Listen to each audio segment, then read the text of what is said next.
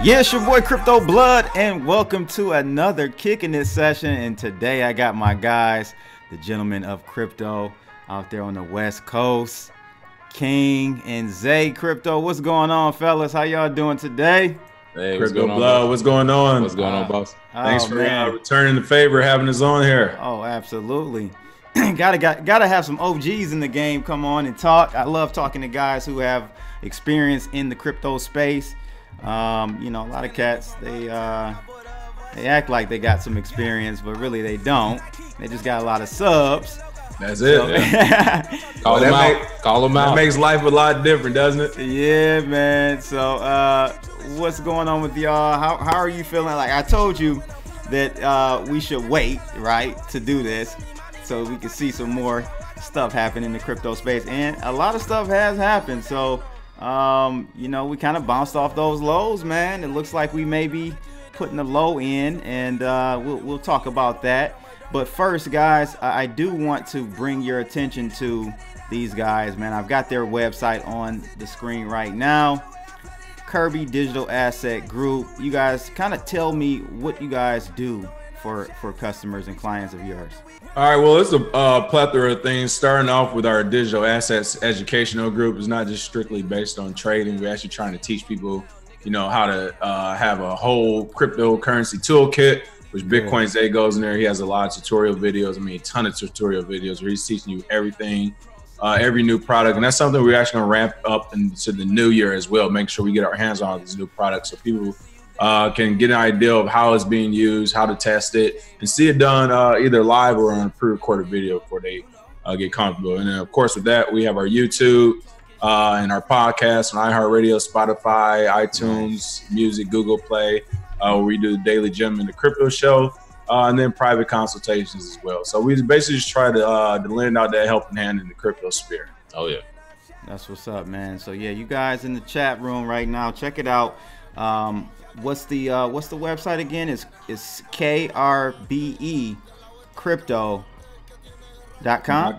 Oh yeah. And of course we got a shop there. You can get you some of these Bitcoin shirts. We do a Dino of the Day every so often when one of these mentally old folks talk about how Bitcoin's dead again. And of course the Hold shirt, you got to grab that as well. We got a bunch of little fun ones on there. Yeah, that's what's up. So guys, honestly, I don't watch any crypto people except Kirby Crypto, Zay, and King.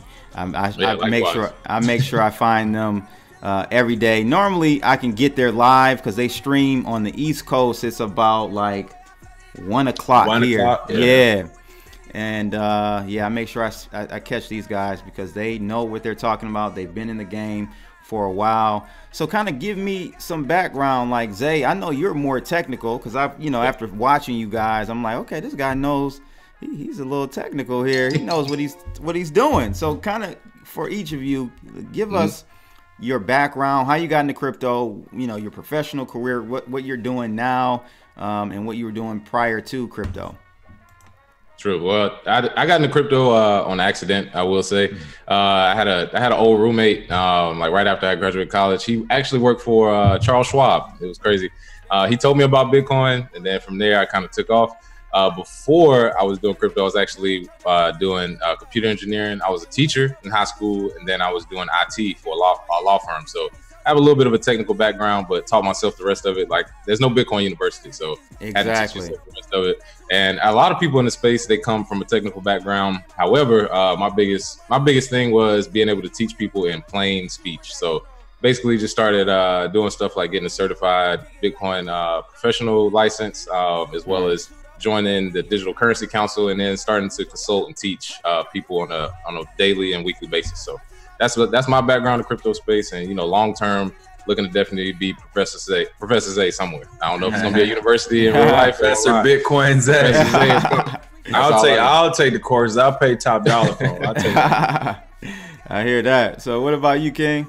Well, for me, I actually started off in crypto in 2016. I was in the military, so I was a Navy public affairs officer. For those who don't know what that is, it's basically a Navy or a military PR officer. So shake hands and kiss babies around the world. Make sure this war selling machine keeps going. Now, but seriously, I did PR for the military amongst other things.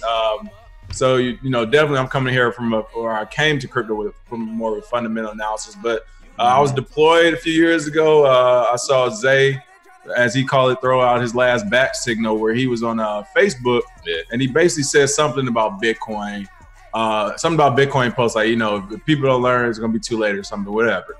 And I know Zay from college. We were good friends then. That's what I was gonna ask you. How did you guys even meet? Right. So Wolfpack in the house. Wolfpack, NC State. Met Zay at North Carolina State. He was actually like one of the first groups of people I met. Like probably the first 5 or 10 people I met. I was playing football, but I had to sit out when I transferred, so I played intramural. Okay. They invited me on the team, man. Open arms, a lot of good dudes, man. So that kind of show, we have been cool since college days. Okay. But I literally hadn't seen him in almost 8 to 10 years. It's been a while. Yeah, I hadn't seen him really talk to him for some years when he posted that. And I'm overseas when he makes his Bitcoin post. And my issue, like many people, is like, I saw Bitcoin back in 2014, 2015. My biggest issue was, I'm a military officer. I don't know much about Bitcoin at the time. The literature for me was I just really couldn't understand it, or at least stay awake long enough to understand it. I saw a few of the Chris Dunn videos. He was like one of the better ones at the time.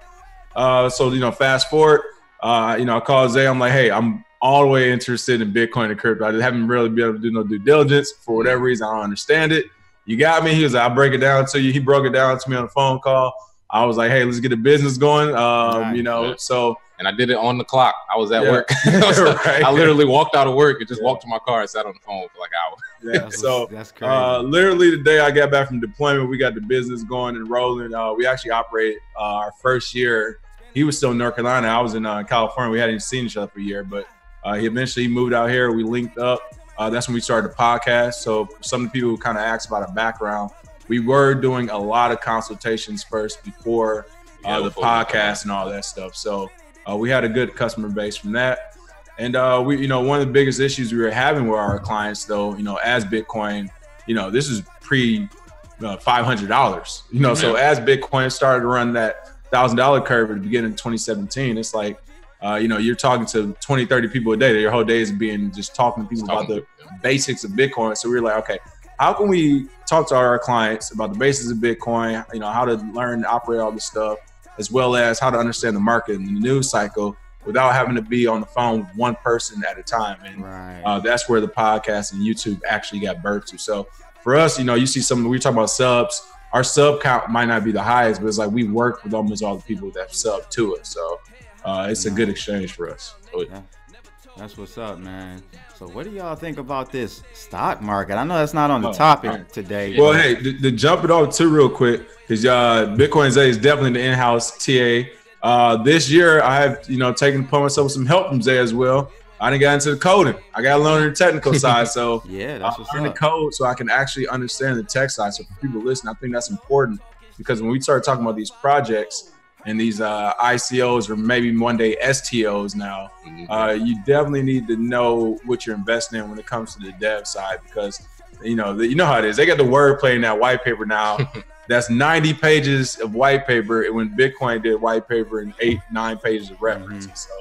So it's important to know that. And that's cool that you mentioned that, because I had a slew of interviews yesterday, because I had I put out to my Webbot room for anyone that wanted to come on, just a regular person, come on, talk about the end of the year and what they thought about crypto this year and what's, what their prospects were for 2019. But the common thing that came up, and I brought this up in each video, is like, be more than just invested in Bitcoin as far as just holding Bitcoin, holding Litecoin, and holding these coins. If you really want to see wealth from this, get your feet involved in it. Either go work for a company, if you're more entrepreneurially inclined, start you a business, get entrenched in this blockchain game, because that's where you're going to see a lot of the wealth being created. First movers advantage at the end of the day. Oh yeah. If it's the 1,000 companies and people that are alive in the next year or two that's been here, eventually you'll figure out how to hit that home run. That's what I think. Yeah, no doubt, no doubt. So what about this stock market, man? You know, the Feds went ahead and Jay Powell went ahead and increased the interest rate quarter basis point yesterday. Yeah, stocks going crazy. Yeah, it's still, you know, this is the beginning. These are still just the cracks. We actually called for a market pullback, if not a full-blown recession, toward the end of 2016. I mean, we have it in the literature for some products we were putting out, but we said we gave it about 2 years. So we are literally coming to the end of our prediction here. And it was already a lot of indicators that kind of pointed to a faulty market. And whichever, you know, everybody's talking about the presidency, whoever was going to become president probably would inherit it. So that makes no difference.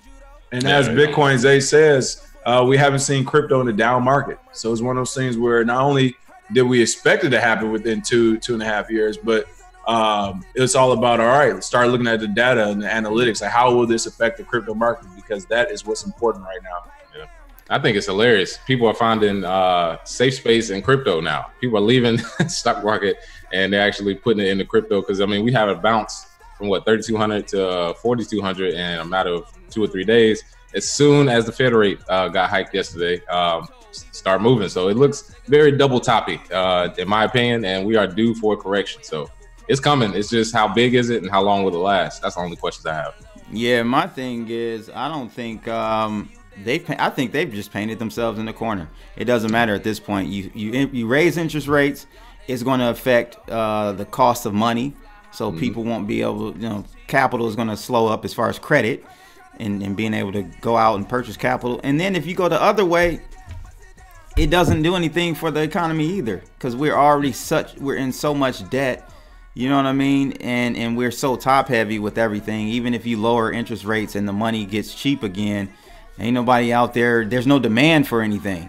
You know what I mean? So they painted themselves in the corner, and it's only a matter of time. I say in the next year.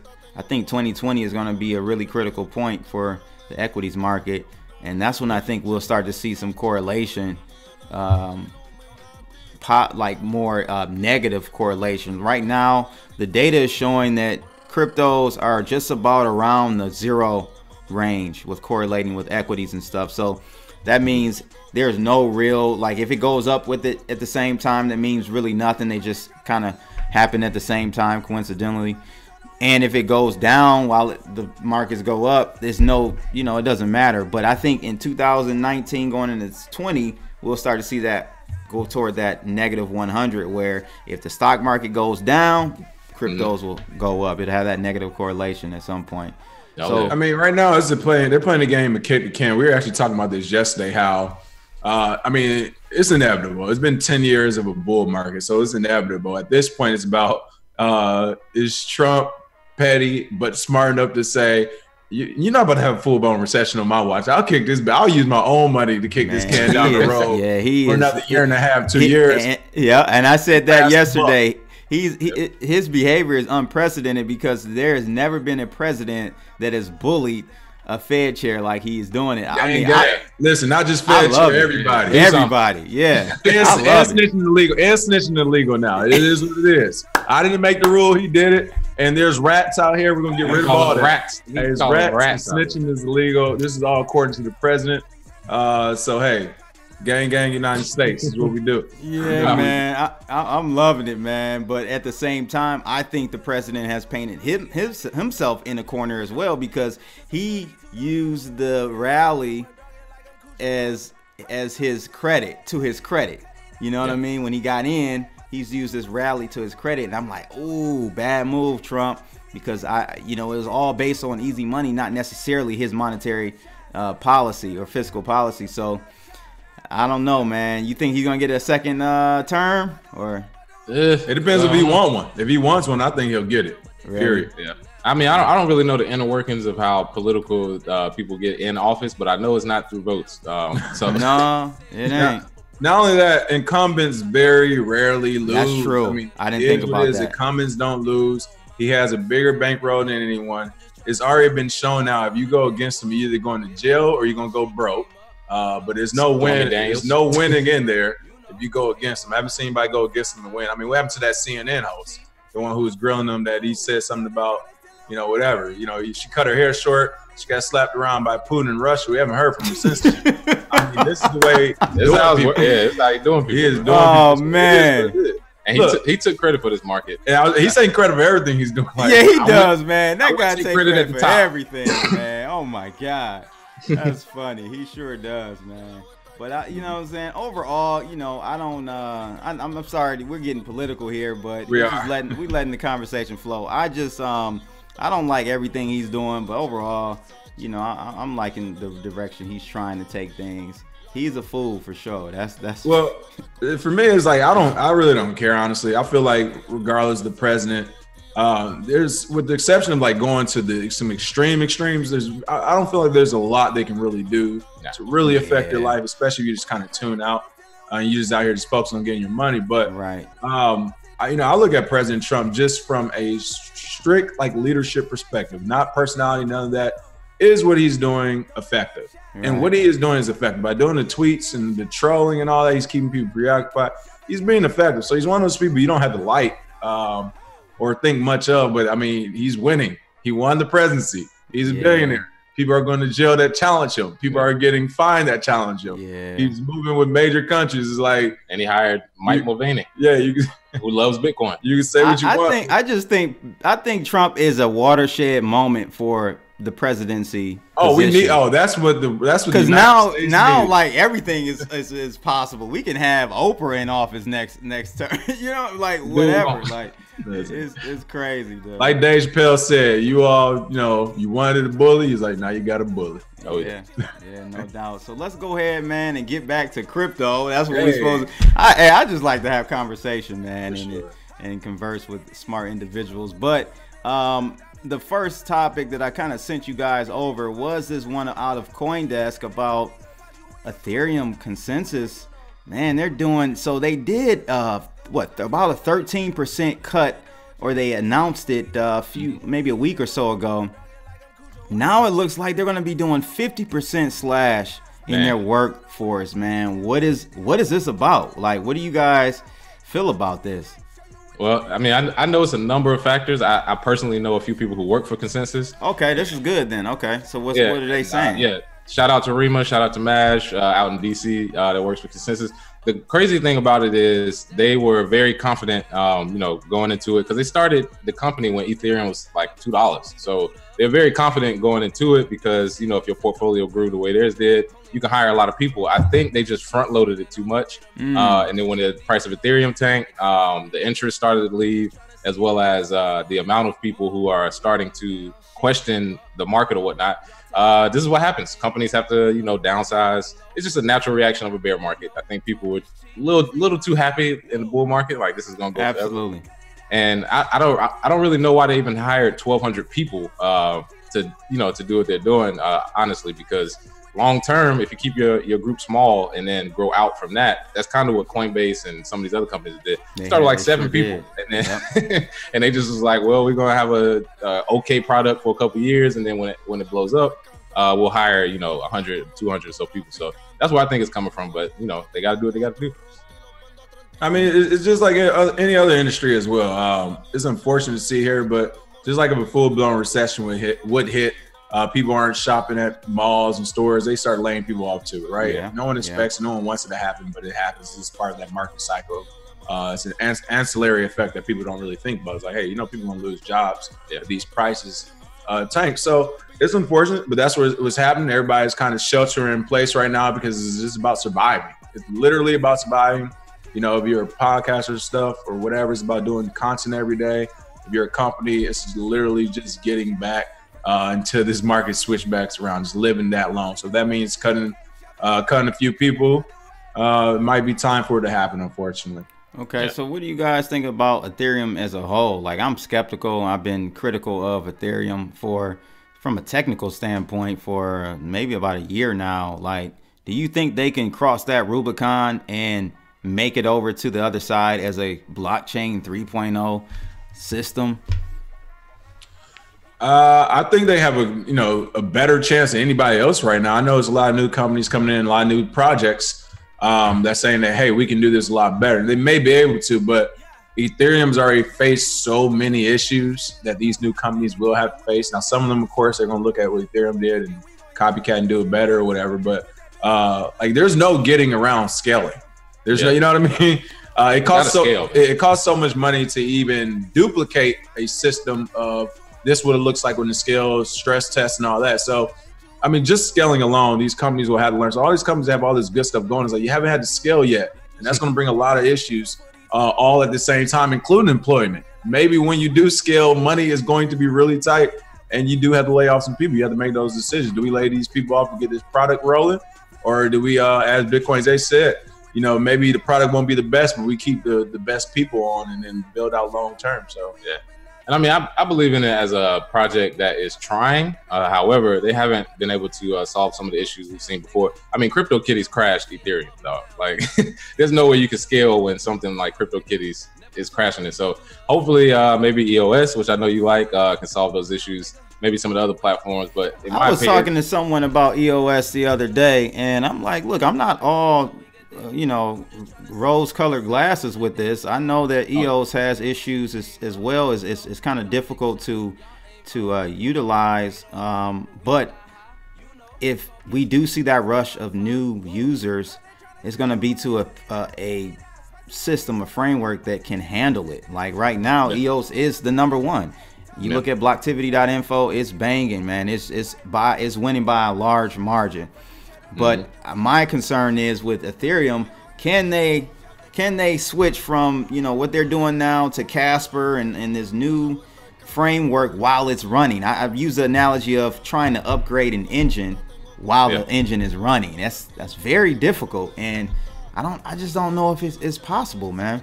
Yeah, it's gonna be pretty hard because they keep talking about Casper and they keep putting out stories and that it's coming and that we're going to be able to scale, and it's like, man, it's been what, 3 or 4 years now since they've been basically stating this, and we've seen too much money stolen, I think, or taken in with smart contracts. People have used, or bad developers have been in on it. So you just got to clear out the garbage. It's mostly bad developers, you know, it is, but you know, you can kind of attribute that to the way Solidity was created, though. It leaves no room for error. And as humans, we're gonna make mistakes. So it's cool. Again, it's one of those things too where as long as they survive, they'll still be in good shape because they'll have that market share. But it's also, we were talking about this the other day, who knows what next year, I mean, which unicorn company is going to pop out, or which new companies just in general is going to come out and just overtake a portion of the market for something. So that's what I'm excited to see too. You know, Ethereum, they got the boy wonder, they got a huge team, they got, you know, relationships with everyone. I think some countries might be so invested too, they don't want to see them fail either. But you know, we'll see. I just lastly, just on the whole Ethereum thing, even if they do make it to the other side, I think a lot of people fail to realize that you won't need Ethereum to use for gas. You can use any token, is from what I understand. So that's gonna eliminate the demand for ETH. Ethereum. That's the thing that I was really worried about, and I don't think people are thinking about. You know what I mean? Yeah, and I actually know a guy, young guy. He's a developer at Howard University. He actually found a way to send Ethereum without gas at all. What? A very, very low amount. He's only 19 too. He worked for Coinbase last summer. Very, very smart developer in DC. So it's people like that who are coming up with ways to make it even cheaper. So the need for Ethereum, the demand, like you said, it'll wane, I think, once people start to realize there are other better platforms or cheaper ways to do it. Or just cheaper ways, even if Ethereum does make it, the actual token will be nearly obsolete. So I'm shorting that boy all the way to the ground. Oh, wow. Yeah. So you with Cash Boy say he's shorting it to $13. Yeah, man. I think I've been saying it's going definitely to sub $20. I said it was going to 85 before it was at like 200. So. It's one of those things too where it's pretty interesting to see, like right now, how you just said, you know, we're talking about the tech side of it, which is why we were talking about earlier. The technical side is important to know as well, because you can actually look at the project and the product and be like, all right, something not going on right here. There you go. Exactly. And you can kind of have that edge, right? We all need that edge to figure out what to do and what not to do. So The next article that I sent you guys, this is pretty exciting, and I think you guys talked about this on one of your shows. Bitcoin satellite. Oh yeah. How do you guys feel about that? Now this isn't the first. Yeah. Shout out to Blockstream. Yeah, give a round of applause for them. But this isn't their first one, I don't think. I remember them talking about Okay, yeah, I remember years ago. 1, 2, 3, 4. Yeah, I knew it. There you go. Yeah. So what's up with this, man? This actual article it says something about you can send for free. Do you know anything about that? I don't know anything about this statement. Send for free and receive Bitcoin from almost anywhere on the earth using their Blockstream satellite. We'll see if that holds up. Right. Yeah, that statement, first hit of crack is always free. So right. They're gonna get people in there to use it. I just really processed what you said. I didn't hear it at first. They always my God. That's how it is. I mean, that's true, and amazing technology. But yeah, it is privatized on this end, and so as you said, it's free right now. We'll see. But no, I was like, I want to test it out. I mean, this is amazing. Between the satellite, and cross-atomic swaps, that's what keeps me interested in crypto right now, is the fact that you can begin to do all of this on your own, literally. Yeah, fragility is what they call it, man. It's just where it's hardening the network and kind of protecting it from all sides, all types of scenarios. If the internet goes out, or we have some structural infrastructural damage here on the actual ground, we could still possibly conduct transactions. That's really great. I thought that was really neat to see from them. Yeah. Do you see other projects kind of using this strategy like other blockchains eventually? Yeah, I think Blockstream is in a league of its own simply because they have the money behind them, so they're able to shoot satellites up. But trust me, they won't be the only ones. There's going to be plenty of, I think, companies who realize, look, if we have to rely on ISPs, we have to rely on internet access, you're not going to be able to connect with everyone. However, with a satellite, that is basically, it defeats the need for people to say, all right, you have to have certain KYC, you have to be on certain exchanges. People are going to bypass all of that. And I always call it a game of whack-a-mole, because when one thing starts to get shut down, which we see central exchanges going through it now, then you have something else pop up, and this looks like the one of the answers to our problem of spreading it out around the world. So satellites are definitely the way to go, and people with money are going to use it. And I was just about to say that it's one of those things where I think companies like Gemini will piggyback. You have Coinbase piggyback. You have some of these bigger Binance piggyback, and then before you know it, it'll be this coalition of quote unquote self-regulated, but honestly probably controlled by the government. Private companies that come together to work with each other, use their satellites together, at least in the initial phases, until they have enough satellites on their own. They're like, no, we have our own network. But before all that happens, I think this will be big. But the issue is that they kind of built like a super weapon that you don't need to use right now. So it's like you're arguing with somebody, and you're like, you know what? I'm arguing with you right now. We're having this debate. I'm about to go back to R&D and build a nuclear missile for your country. It's like, whoa, we're over here just arguing right now. We're talking about we can't fight first. We can't, we can't see the hands. Like, you're going straight to a nuclear missile. Right. So I feel like that's what they're doing. And the reason why I say that is because this doesn't help anything right now. And right now, we do need more users. We do need more people to be educated about cryptocurrency and involved in the market. And this, at this moment, unless they plan the next 3 to 5 years to really switch everything over to their API and use those satellites, I mean, that's at least 10 or 15 years out. You know what I mean? Yeah. So it's a good thing, super early, but it's something great to have already started having the back pop, because if the trend does continue another 10 years, we are at the point where it's time to get satellites. I mean, not even the races. The race is finished. They're good to go. Yeah, I wonder how much they're paying for that leasing of the orbit. I think you lease that, don't you? It's something like unless you have your own military, I wouldn't doubt you lease everything unless you got some people behind you. Oh yeah. Honestly. Yeah, I'll have to look into that. But yeah, this fifth satellite is going to be covering Asia Pacific region, so that's like a huge demand, Yeah, so that's crazy, man. So kudos to them on that one. And then the last article that I had, and we can kind of just go from there, man, is this Tether. So Bloomberg came out, and I did a video about it yesterday, because I got some friends in the crypto space that have been spreading FUD about Tether. Not only them, but other people as well. What do you guys think about this? Does this validate, or at least give some more validation to the fact that they have dollar for dollar for every USDT? Not for me, because it's taking them what? This is is this the real? It's like what Daniel Cormier say, is John Jones really back? Like, is this the real number? And the reason why I ask is because, yes, this has been an ongoing thing when people have been attacking Tether, whether warranted or not. And Tether has, long story short, taking their time to respond. I mean, it's two and a half years later. Like, Tether has been an issue we've been looking at. I won't say 2.5, I'm about to say year and a half, almost 2 full years later. That Tether has kind of been an issue that's popped up. So than that, bro, like on the forums and stuff for years, they've been right. Oh yeah, exactly. So Tether. It's one of those things where, But here's the thing, and this is what I told people in the comments of my video yesterday. It's like, Bloomberg has no. So someone was like, "You're gonna trust Bloomberg for a trustworthy art?" Yeah, I am. Like, they're the #1 financial news outlet. And they're not for crypto. They don't have an affinity toward crypto. So it's for them to do this. You get what I'm saying? There's no benefit for them to publish this article and do the research and find that at least since July, the money was there. It was in the Noble Bank in Puerto Rico, and in another bank, I think, in the Cayman Islands.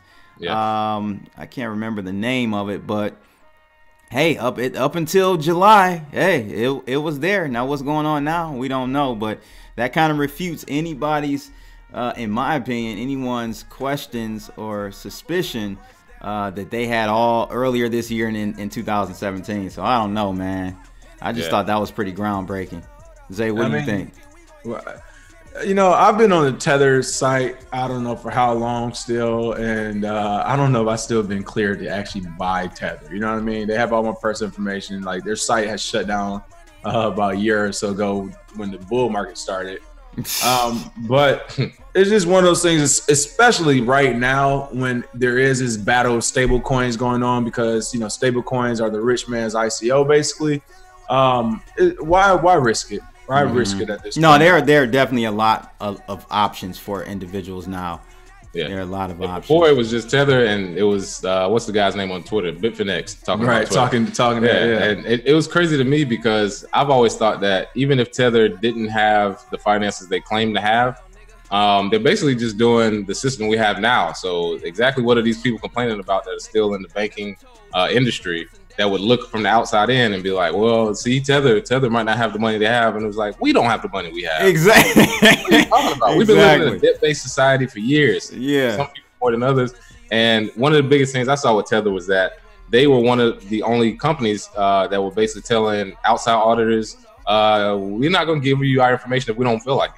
And I think I'm not mad at that. I think that was the issue. Yeah, most of the true USD and USDC, they were, backed by banks, and they were trying to do it, one-to-one with, audits from these firms. And Tether was like, we'll give you the audits, we'll give it to you. Like, I mean, whatever.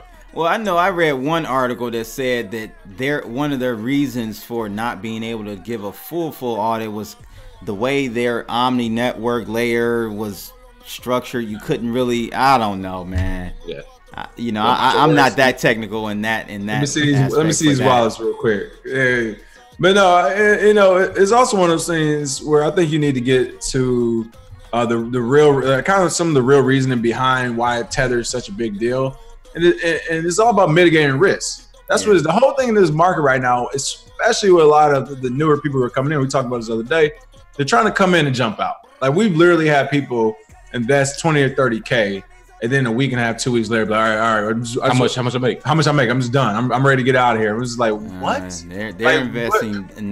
That's not discretionary money if they're doing that. Right. That's lunch money. They need that 30K to go to Fleming's tomorrow. Right, exactly. So you have these type of investors with these pie in the sky returns they want, which is of course possible in the crypto market, but it's nothing you should expect. I mean, it's something that if it happens, great. But let's not forget where we came from, 2% a year over here, 14% returns a year on the traditional. Yeah. But my point is, with Tether, everyone wants to mitigate risk. No one wants to lose money in crypto, especially a lot of new. No one wants to lose money, not a dollar. Mm-hmm. And if there's a company out there that's causing me to lose money, it is their fault. It's not mine. So with Tether not, showing that they're, showing their audit and everything. The primary issue with that is investors are saying, well, that's not fair because I want to use your service, but I don't know if your service is legit. I haven't done my own due diligence. I'm expecting other sources to do due diligence and tell me if you're legit or not. And I haven't been able to get a clear answer, so I'm angry at this. That is really what it's about, mitigating risk. Because if you believe in crypto, I mean, there are ways around not using Tether. I know somebody who had almost $1 million in BNB coin early on instead of using Tether or bringing it back out in fiat. So there's options around it. You got to with that. Yeah. So this just popped up, man. You were talking about early investors and stuff. What are your thoughts about this proof of keys campaign? I'm loving it. Do you guys know anything about that? That should be fun. Yeah, it was what was it, January 3rd? Everybody taking money off the exchanges just to so everybody, we can see exactly who exactly has their private keys. Because if you don't have it, if you don't have your private keys, you don't own it. And if you keep it on an exchange, you have issues, which they could re-authenticate. Everybody in the crypto space has had their issues, so that would be fun to see. I had a friend that reached out to me yesterday to kind of disseminate some information about freewallet.org, and they've got some shady stuff going on over there. They won't release his Dash. I think he has got 2 Bitcoins worth of Dash, and this is supposed to be a wallet, bro, that's on your own phone. Wow. So people have to be very careful. Yeah, I've heard about that before. That symbol looks familiar. It was Free Wallet, and it was another one. I believe it was called something else, but they may have rebranded it. But they had issues with that where people had money in their wallet. They looked the next day and it was gone, and then it took like 2 or 3 weeks for them to even answer. So because they're doing business as a new crypto company. They don't understand what type of support they need. I mean, that's the one thing I think every company missed was the support thing. Right. Coinbase really don't care. But maybe we need like a coalition of people everywhere that can help with some temperature checks. Literally check in on some of these offices and these developers and like, hey, where's my money at? Yeah, no, I think this is an excellent move by the community to self-audit. If we're not going to have regulators, or if we don't want regulators in this space, we've got to self-regulate, and having a maybe yearly or biannually proof of keys campaign will be excellent. That will make sure all of these exchanges they're not rehypothecating those funds and showing more Bitcoin than they really have. Yeah. So here's my question to you. Yeah. Do you think if the campaign does work, let's say a lot of people do decide to pull out even momentarily or whatever, just to show the power of the community, which I haven't heard a lot of talk about it, but I think this would be a big deal. And of course, this first year might be slow. Next year, right. I think it's important, but how will the trading bots react? How will traders react? How will people who don't know this is going on react if the market does take a dip after people pull so much? So what's going to happen? I played this over. What will happen is if the exchanges don't fold from this, and they actually want to keep their if they don't if they want to show if they I actually want to get one. Because that would really show the power of cryptocurrency in the community. Like, hey, you literally control your money at any time. If you need to make a bank shut down, it's a run on the exchange. Yeah, it's a running exchange. So what they'll do is have to go into the open market spot and buy Bitcoin. So that makes the price of Bitcoin and these other assets, whatever currencies they don't have in their hand, they're going to buy it in the open market and make the price go up to where it should actually be. Yeah. So that's it's a positive move for. Was talking about Tom Lee. I think he was talking about that. The true price of Bitcoin right now should be around 14K based on it.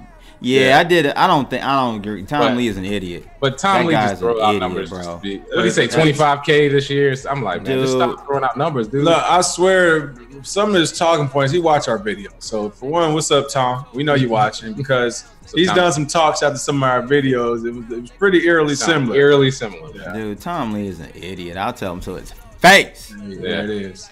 Hey. I don't know how he gets people to give him money. God. Yeah, it's a few people like that. I'm like, man, see, I know money. Tom Lee. See, I remember Tom Lee from equity side. Like, he used to always be on CNBC back in 2017. No, 2007, 6, 7, 8. And he was That's a game. You just need to get on one time. Yeah, he was a perma bull. So as the markets were crashing in 08, he was like, yeah, this is an excellent buying opportunity. I see strong growth. And dude, he was a perma bull all the way to the bottom. Man. All the way to the bottom. So I was like, yeah, this guy knows. He's a good example of what happens when you basically have the contraindicators come on TV and tell you exactly what not to do, because CNBC has been doing that with crypto for the longest. Every time they say, well, does it look like it's a bottom? No. Does it look like we'll go up some more? No. It's like the exact opposite every time. Yeah, so you got a few of those contraindicators you can trade off of in this crypto game, like J Snip 4. He's one of them. Man, just do the opposite and you'll be good. But yeah, so any last things, fellas? I mean, this was a pretty good talk. What are your thoughts for 2019? Like I said, for me, I expect to see it could be an old company, a company that's already in there, but I expect to see another company break out, another big one break out, almost a unicorn status, like you're seeing with the Binances and Coinbases. It's a full year. The tech has been updated. It's becoming even easier for people who are just now getting into crypto. Granted, if you don't want to know the history, which isn't a long history as far as years go, but we all know it's a long history when it comes to reading and the research and everything that goes into it. But next year will be a good year where they're making crypto easier. They're making it easier for the user, and they're making it easier for people who want to develop. And I think that will lead to people creating something amazing, and that changing the whole market as we know it. Because again, every day we're one bad news story away from the market tanking, but we're also one good news story away, one good company away from seeing a stupid bull run where we're like, all right, this is the thing that you can start using right now. Everybody download it. Zay, do you think that we will see a decoupling in 2019? When I say decoupling, meaning all of the alts kind of do their own thing finally. I think personally that's a sign of maturity in the crypto space when we do finally see that. Will we see that in 2019, or will it take a little bit longer? I think we'll see it, but it'll be later 2019. When you say 2019, most people thought it's like, all right, January, it's going to get popping. Me, I'm thinking about quarter 3, quarter 4, really. Right. Because to me, I think the hype of some of these projects will go away. The good ones will stay.